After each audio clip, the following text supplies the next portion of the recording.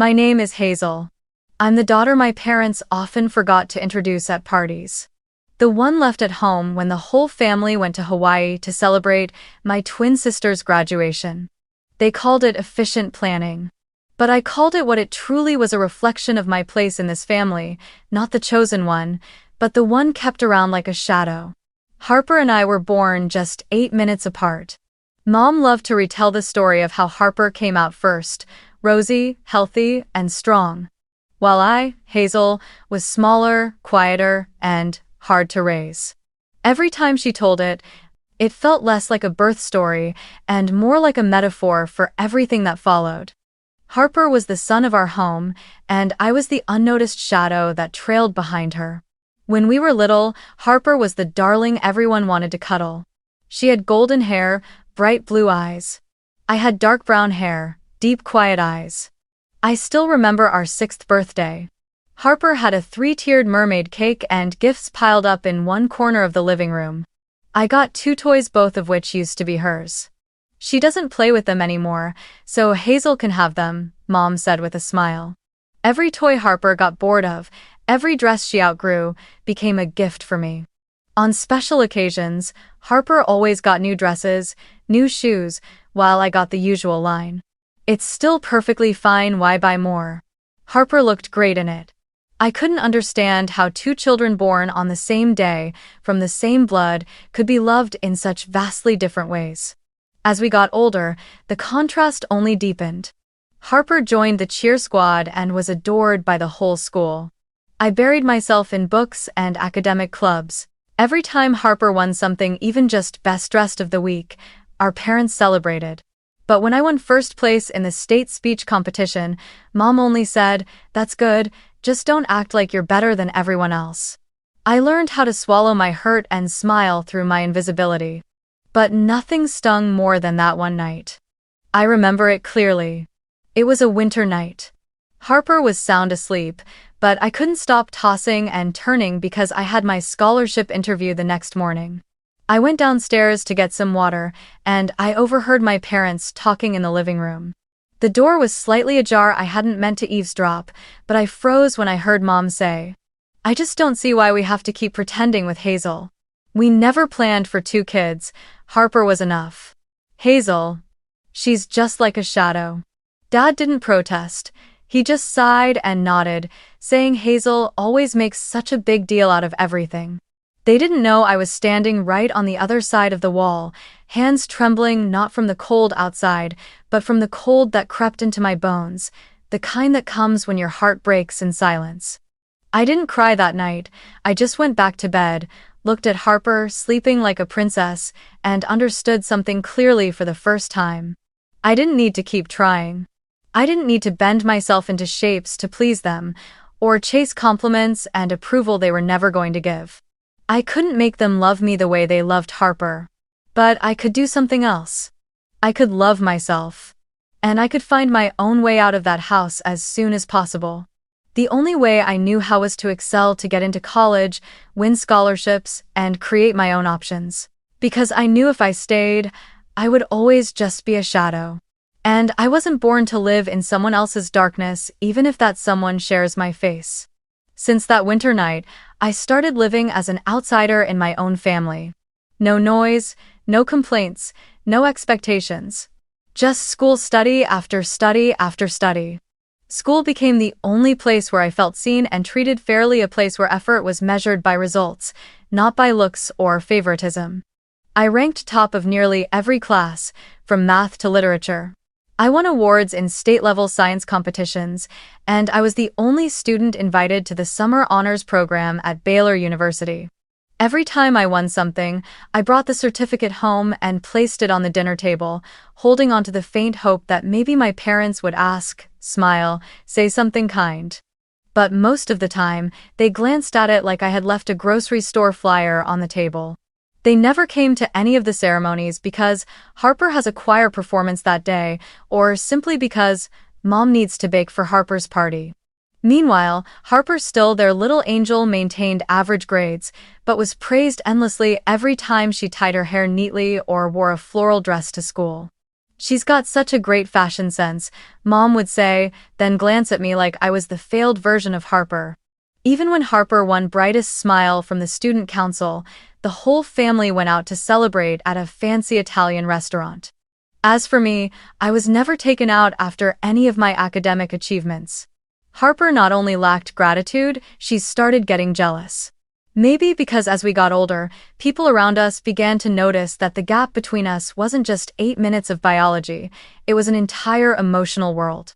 Once, Harper told Mom directly, "I think the teachers are biased toward Hazel. They just like those nerdy kids who make them look good." And instead of defending me, Mom nodded and said, "I'll schedule a meeting with the principal." A few days later, I was called into the principal's office for an unexpected conference. My parents sat across from my biology teacher and the principal. They claimed that I was making Harper feel overshadowed and hinted at possible favoritism from the teachers. My biology teacher, a strict but fair woman, laid out grade sheets, attendance logs, essays, and exam scores. "There is no bias," she said firmly. "Hazel simply performs better. Every teacher in this school can confirm that." The principal added, "This school values fairness. Here, effort is acknowledged." My parents fell silent, clearly taken aback. But after we left the office, instead of apologizing, Mom looked at me coldly and said, "You really know how to humiliate people, don't you?" That sentence cut like a blade.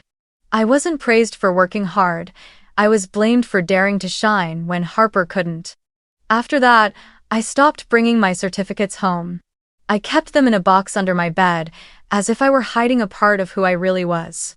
I started spending more time in the library, staying after school for career sessions, researching scholarships and college applications. I knew I wanted to become a doctor since I was 15, after reading an article about a Black female physician who overcame adversity to open a free clinic for underprivileged children. That story touched me not just because it was inspiring, but because it showed me that there could be a world where kindness and dedication were respected. And I wanted to get to that world as soon as I could. To save for my future, I took a part-time job at a small cafe near school. Every afternoon after class, I'd bike there to make coffee, clean tables, and sometimes do homework during breaks. The manager there, Miss Maribel, was the first person who ever asked me, "Hazel, are you okay?" No one at home had ever asked me that. Miss Maribel didn't need to know what was going on in my life. But every time I went quiet, she'd bring me a hot mocha and let me sit quietly in the corner, journaling or studying. She didn't say much, but her eyes made me feel like I wasn't invisible. The older I got, the more I realized that family isn't always a safe place. Sometimes, it's the place that makes you feel the smallest. But it was in those very moments that I learned the most valuable lesson. I could rebuild my own definition of home. I didn't need permission. I didn't need applause. As long as I believed I had worth, no one could take that away from me, no matter if they shared my last name or not. And from that point on, I made a promise to myself. One day, I would walk out of that house and into a life I chose, not the one I was assigned. High school graduation came like a milestone I both longed for and quietly feared. I couldn't sleep the night before. Not because I was nervous about my speech, but because a small, foolish part of me still hoped just maybe that this time would be different. That maybe, just once, my parents would look at me like I was really their daughter, beam with pride, and tell people, "She's the valedictorian." But I should have known better. Disappointment had never been in short supply in that house. That morning, I biked myself to school on an old bicycle. Harper got a ride from Dad. I wore a simple white dress, pressed the night before with a handheld iron. Harper wore a lavender designer dress, probably picked out by Mom, and had her hair curled professionally at a salon. When I walked into the auditorium, all eyes turned toward Harper. But I didn't care. Today was my day, or at least, I wanted to believe it was. The ceremony took place in a large hall filled with students, parents, and teachers. When my name was called as this year's valedictorian, I walked up to the stage to a wave of applause. I glanced around and saw some teachers nodding proudly, classmates smiling. I looked down at the audience, where my parents were seated and their faces were blank. No reaction. Mom was busy adjusting the strap on Harper's dress. Dad was looking at his phone. I took a deep breath and began my speech. I talked about sleepless nights, about failure, and the moments when I wanted to give up. I spoke about finding strength in silence, in the feeling of not being believed in, and how I turned that into motivation. I didn't speak about my family directly, but every word was meant for anyone who'd ever felt like an outsider in their own home. When I finished, the hall erupted in applause. But my parents didn't stand. As I stepped down from the stage, Mom simply whispered, "Harper looks so radiant today. That soft curl really suits her." I nodded and gave a polite smile. There was nothing left to say. That evening, after the ceremony, while my friends were taken out to celebrate, hugged by their parents, showered with flowers, I rode my bike home. Harper posted photos on Instagram and tagged my parents, my biggest supporters. I entered the house through the back door to avoid hearing laughter from the living room. I sat alone in the kitchen, my folded graduation gown on the table, and started working on the assignment for my morning shift at the cafe. The next morning at breakfast, my parents called both me and Harper down to the living room. Mom was beaming, holding a large envelope in her hand. "To celebrate your graduation, we've decided to give you a trip to Hawaii." For a brief moment, I was stunned. A flicker of hope sparked inside me until Mom opened the envelope and added, "There are only 3 tickets, for Dad, me, and Harper. You understand, Hazel, someone needs to watch the house. And you've got your cafe job, too." Everything collapsed in an instant. I sat there in silence, listening to Harper squeal with excitement while Mom listed the Hawaii activities. Swimming with dolphins, helicopter rides over volcanoes, a 5-star beach resort. Dad turned to me, patting my shoulder in a half-hearted attempt at comfort. "You're the one who knows how to sacrifice, Hazel. We trust you understand." I nodded, even as my eyes began to sting. I didn't scream. I didn't lash out. I just clenched my fists under the table, nails digging into my palms, forcing my face to stay still. On the day they left for the airport, I was the one who drove them. Harper sat in the backseat giggling, reading hotel confirmations on her phone. Mom reminded me to turn off the air conditioning when no one's home and to close the windows if it rains. I dropped them off at the terminal, watched them pull their suitcases away, then turned the car around without looking back. That night, I sat alone in the empty kitchen, drinking milk from a paper cup, thinking about my graduation speech. About the promise I made to step into a life I chose. And I knew that life would not include the people who had just boarded a plane as if I were the help, not their daughter. I continued working regularly while they were away in Hawaii. I picked up extra shifts, took on cleaning duties to save more money. I smiled at customers, greeted people like nothing had happened. But every time I returned to the quiet house, I felt like a ghost sharing space with memories. No one called, no one texted to ask if I was eating or sleeping well. Not a single congratulation. It was as if I hadn't graduated. As if I had never existed. But in that silence, another voice began to rise within me, a reminder that said, "They didn't choose you, but you can choose yourself." And I realized that Hawaii trip wasn't a reward. It was the final proof of their choice. And from here, I would begin my own. I don't remember exactly what made me visit my grandparents that afternoon. Maybe it was the overwhelming emptiness in the house I'd lived in for 18 years, or maybe some raw instinct pushing me towards something more real. I just remember standing in front of the little house tucked away in a quiet neighborhood in South Dallas, holding a paper bag of bread from the cafe, heart pounding as if I feared they'd turn me away. My maternal grandparents lived there, in a faded tile-roofed house with a porch full of lavender and wild daisies bathed in the golden light of late afternoon. It had been over 8 years since I'd last seen them. Mom always said they were tacky, backward, not fit to represent a successful family. And just like that, because of her cheap pride, a blood connection had been severed. I knocked 3 times, heart churning. The door opened, and there stood a silver-haired woman, eyes wide with disbelief, hands trembling as she let go of a half-fastened apron. "Hazel, is that you?" she whispered. For a moment, time folded in on itself. I nodded, and she pulled me into a hug like she feared I might vanish if she let go. Grandpa came out from the kitchen, still holding an open book, eyes wide. My goodness, Hazel, you've grown so much. They both looked older than I remembered, more fragile than I expected, but their smiles were exactly as I recalled from hazy childhood memories, the ones from holidays when I was allowed to visit the countryside. We sat in the living room, sipping peppermint tea and nibbling on homemade cookies. They didn't ask why I came, and they didn't mention my mother somehow. The three of us understood that there are wounds you don't need to name. I simply said that Harper went to Hawaii while I stayed home to watch the house and go to work. Grandma gently squeezed my hand, her eyes misting over. You don't deserve this. I've known that for a long time, sweetheart, but we couldn't do anything when your mother wouldn't let us. I looked at her, surprised. You knew all of it. Grandpa nodded. We knew. From the graduation invites that never reached us, the phone calls that went unanswered, the social media posts full of Harper's pictures while you vanished like you didn't exist. We've been watching you from afar, Hazel, and it broke our hearts. I don't remember when I started crying, but my tears weren't out of anger.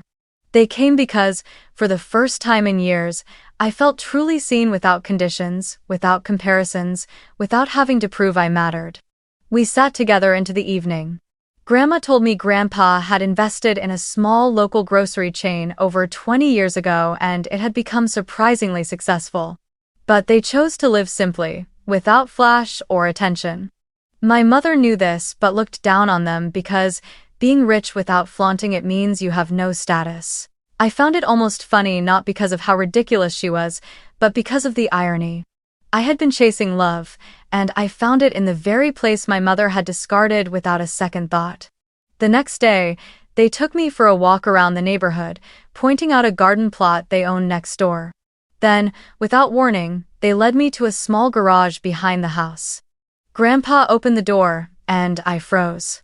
In front of me stood a pearl-white Tesla, gleaming in the sunlight. My eyes widened, stunned, before Grandpa quietly said, "A graduation gift. Not for the car's value, but because we want that little girl Hazel to know. You are worthy of being cherished." I had never dreamed of owning a car like that, never even expected a gift of any kind. But what made me cry wasn't the car, it was those words. Simple, honest, and without any strings attached. That afternoon, we sat in the living room again. Grandpa opened his laptop and asked, "You got into med school, didn't you?" I nodded, voice trembling. "With a full scholarship." He smiled, beaming with pride. "Even so, housing, books, living costs, it can be a heavy burden. We've set up a small fund. It's enough to cover you for the next 4 years, so you won't have to worry about anything." I went silent. Every word they said seemed to seep into the cracks of my heart, healing the places long shattered by rejection. "But why?" I asked. "Because we stayed silent for too long. And love needs action," Grandma said. "Because you are our granddaughter. And because no child should ever grow up thinking they're not enough, just because the adults around them refuse to see them."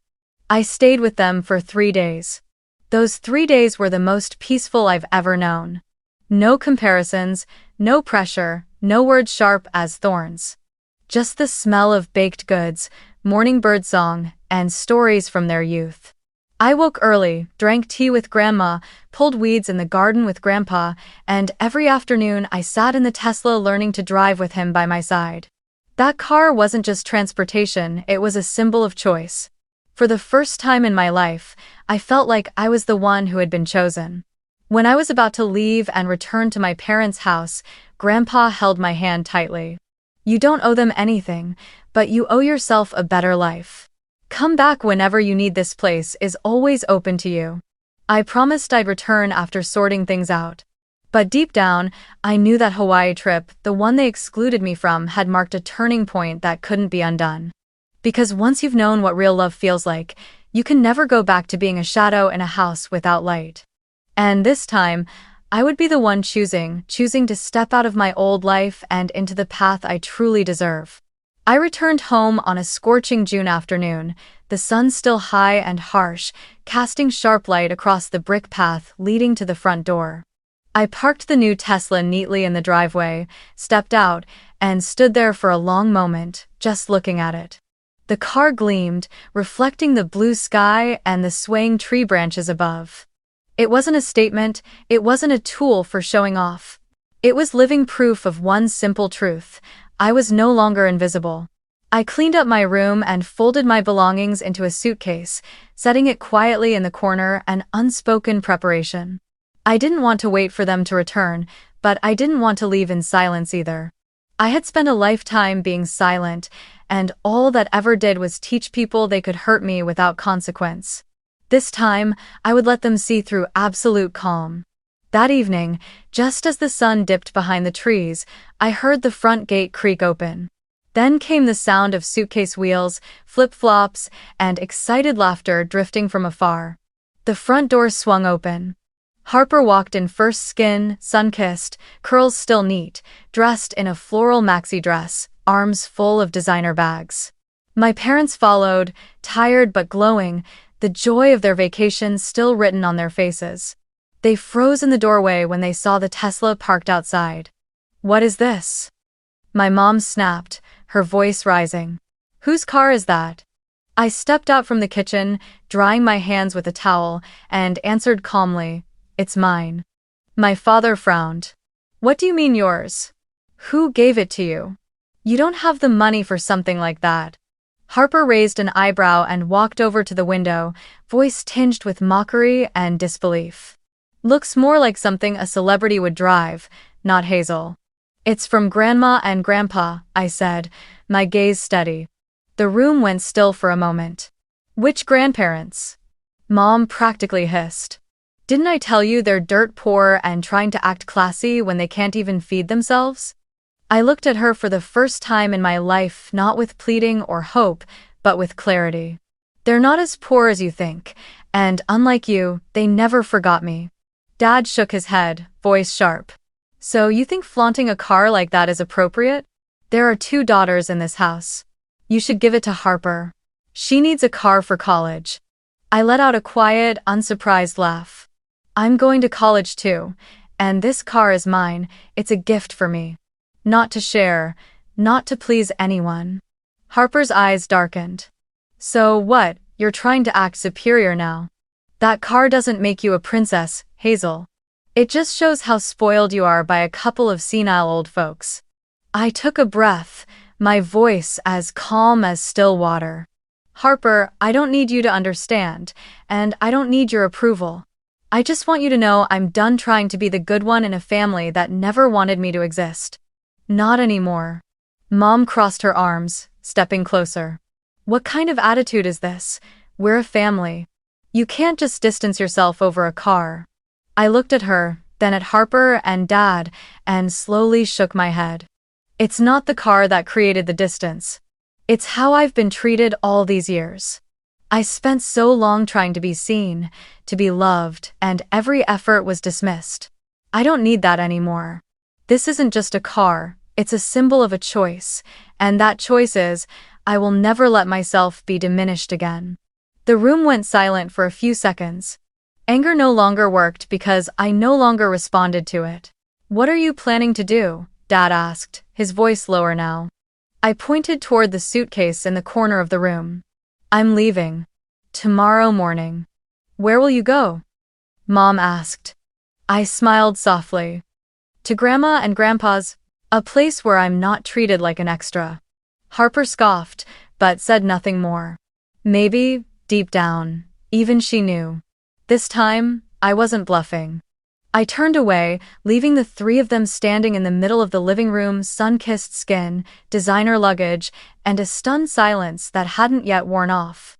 What I felt wasn't joy, and it wasn't pain. It was a deep stillness, like the moment when an old, rusted door finally closes behind you, and you step into fresh air, no longer bowing your head for anyone. I knew I wouldn't come back. And I also knew. From that moment forward, I was no longer the girl left behind in every family decision. I was Hazel. And I was the one making the decision now. I woke up earlier than usual the next morning, while the house was still quiet, only soft morning light slipping through the curtains and the hum of the AC in the living room.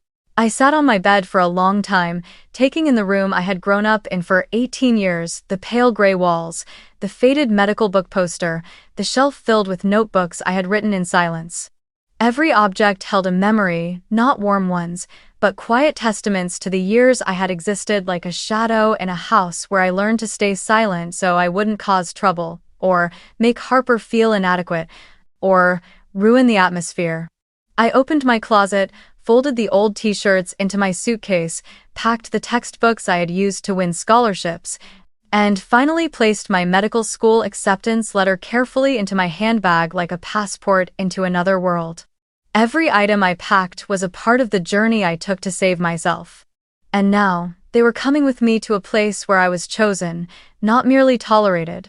As I rolled the suitcase out of my room, my mother appeared in the doorway, arms crossed, lips tight. "Are you really leaving?" she asked, voice caught somewhere between anger and fear. I nodded. "You're blowing this out of proportion. Every family has disagreements. You're one of us, Hazel. You can't just walk away over a car or a few angry words." I looked at her, my eyes calm like a lake after a storm. "I'm not leaving because of a car. I'm leaving because I've waited 18 years to be treated like a human being. And that never happened." My father came down the stairs, tugging at the sleeves of a half-buttoned shirt. "You won't last out there, Hazel. The world isn't as kind as you think. When things get hard, you'll come crawling back. And when that happens," he didn't finish his sentence, as if leaving it hanging was punishment enough. I nodded gently, my voice barely above a breath. "If I have to come back, that'll mean I failed. But at least it'll be my own failure. Not a half-life in this house, where I've had to trade my dignity just to have a place." Harper's voice rang out from upstairs, dripping with sarcasm. "Still the best at playing the victim, huh? Funny how no one noticed you for 18 years, and now suddenly the whole world owes you something." I looked up at her, not with anger, not with sadness. Just a quiet sense of pity. "No one owes me anything, Harper. But I don't owe anyone my silence anymore." I rolled my suitcase toward the door, walking slowly through the living room, a place that had witnessed so many family dinners where I sat like a decorative object. The family photo on the wall, where Harper stood in the center with her arms wrapped around our parents, while I stood off to the side like I didn't belong. The couch where Harper used to watch movies while I did homework, unnoticed. I didn't look back. The door clicked shut behind me. No one called out. No one ran after me. Just the sound of suitcase wheels scraping the concrete and the morning sunlight hitting my eyes, forcing me to squint but also lifting a weight from my chest like never before.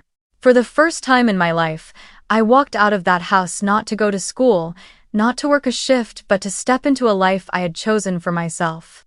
I climbed into the Tesla parked out front, unlocked it with the smart key, and the quiet engine hum sounded like a soft knock on the door of a new life.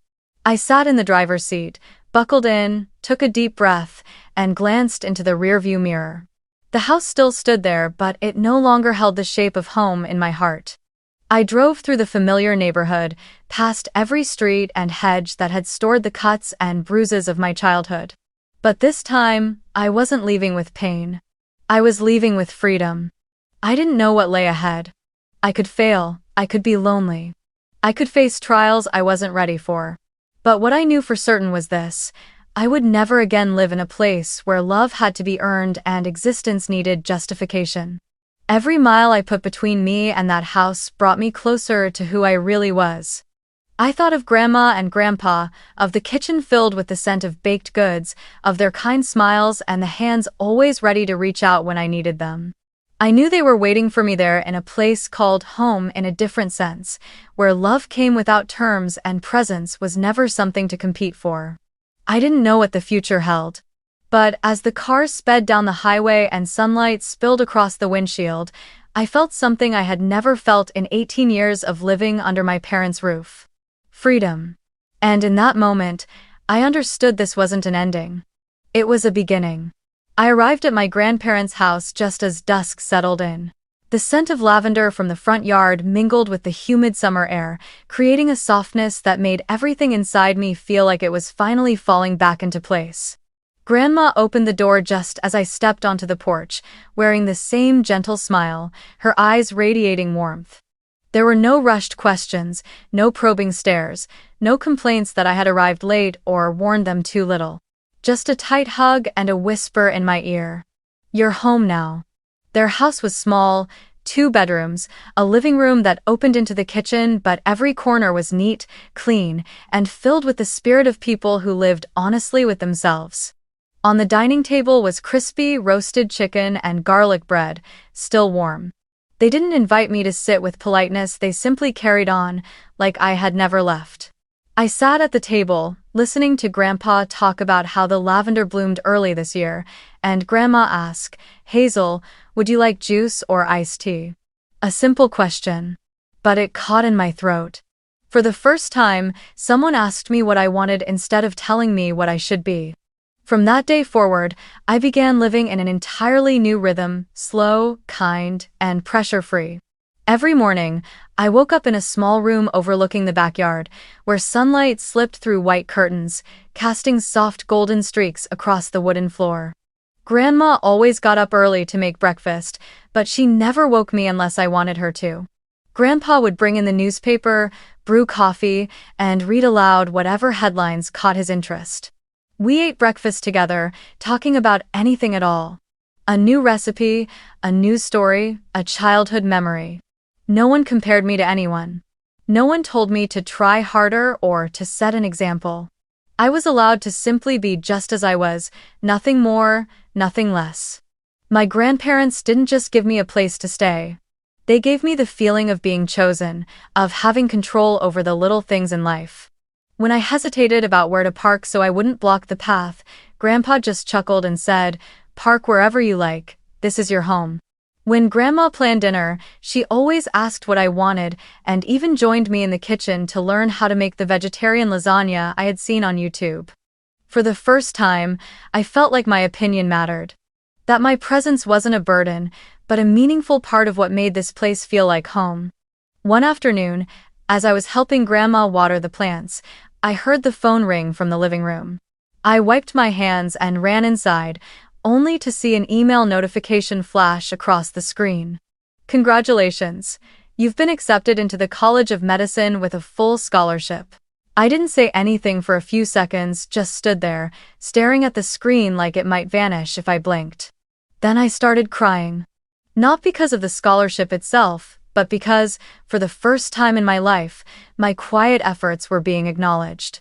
No one took it away. No one ignored it. No one handed it off to someone else just because the pretty one deserves it more. I read the letter out loud to them. Grandpa sat beside me, listening quietly, then gave my shoulder a gentle pat and smiled. "We always knew you'd do it, but hearing it from the university itself, now that makes it even better." Grandma added softly, "You deserve this. Not because you're the best, but because you never gave up, even when no one was cheering you on." Artie Dado. That evening, I sat alone in the Tesla parked in the driveway, soft yellow light spilling from the house windows across the windshield. I ran my hand along the steering wheel, thinking about the day I stood silently in the old kitchen, listening to my mother announce that the Hawaii trip had only 3 tickets. I thought about Harper's gaze, like I was the only thing standing between her and having everything. This car wasn't a reward for being better. It was proof that I had chosen myself in a world that kept telling me I wasn't enough. I wasn't driving it to get back at anyone. I was driving it to remind myself, I can go far and I deserve to. In the days that followed, I began preparing for my first year of college. My grandparents helped me organize my paperwork, gather supplies, and whenever I grew anxious, they were always there with comfort and reassurance. No one told me I had to be the pride of the family, and no one pressured me to succeed just to prove something. They simply said, "Whether you choose medicine or flower gardening, we'll love you just the same." And that's when I realized real happiness doesn't come from the grand things. Not the scholarship, not the fancy car, not the prestigious degree. It comes from sitting at a table with people who call you by your name, ask what you want, and actually listen to your answer like it matters. It comes when you're chosen not because you're perfect, but because you're you. I don't know what the road ahead will look like. But now, I have a place to return to, a foundation to begin from. I no longer carry the weight of comparisons, of dismissive looks, of years spent being invisible. I carry only one thing, a belief in my own worth. And with that, I can go anywhere. One early spring morning, I stood in the courtyard of the College of Medicine, where the trees had just begun to bud and the air held a gentle chill of new beginnings. In front of me stood the main building with its red-tiled roof and engraved school name, once a distant dream.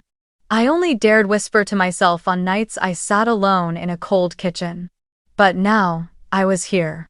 Not as a lucky guest, not as someone handpicked out of pity or favoritism, but as someone who carved her own path, who walked through years of being overlooked and dismissed, and showed up fully in her own life. I sat down on a stone bench near the lawn and opened the little notebook I always kept in my bag. On the first page were words I'd written at 16, in messy but determined handwriting. One day, I won't be the extra in anyone's story. I smiled. Not out of pride, but because I understood how fiercely that young girl had fought to survive cold, silent dinners, to endure award ceremonies without family in the audience, to rise above the quiet mockery hidden behind her sister's smile. And now, I wanted to hold her and say, we made it.